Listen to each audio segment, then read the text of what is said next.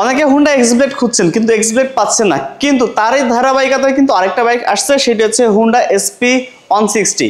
আগে ছিল হুন্ডা এক্সব্লেডের একটি এবিএস এবং আরেকটি নন এবিএস, মানে এবিএসটা ছিল dual disc single channel ABS এবং যেটি নন এবিএস ছিল সেটা ছিল সিঙ্গেল ডিস্ক। সো বর্তমানে কিন্তু সেই ক্যাটাগরির বাইক চলে আসছে হুন্ডা এসপি 160, আর এই বাইকটা কিন্তু আপনারা পেয়ে যাচ্ছেন হুন্ডা শোরুম আশ্রম মোড় যশোরের শোরুমে।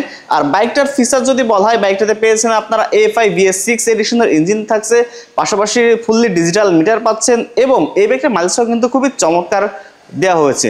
এই বাইকটার মাইলেজটাও আপনারা পেয়েছেন 48+, মানে 50ও ধরা যায়, মানে কাস্টমার ফিডব্যাকে 50 আসছে।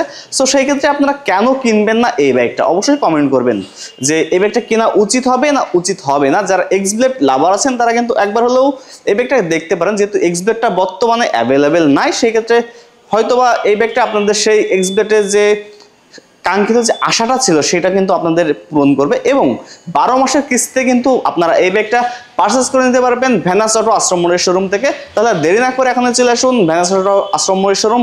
এবং যারা হুন্ডা বাইক পারচেস করতে চান অবশ্যই তাদের নিজ নিজ জেলা থেকে অবশ্যই তাদের যে শোরুমগুলো আছে সেখান থেকে কিন্তু আপনারা যোগাযোগ করে নিতে পারেন যে এই ব্যাগটা অ্যাভেলেবেল পাচ্ছেন কিনা আপনারা। ব্যাগটার কালার পেয়েছেন 3টি, একটি ব্ল্যাক, একটি ব্লু এবং আরেকটি রেড। সো যার যে কালারটা পছন্দ অবশ্যই পারচেস করে নিতে পারেন।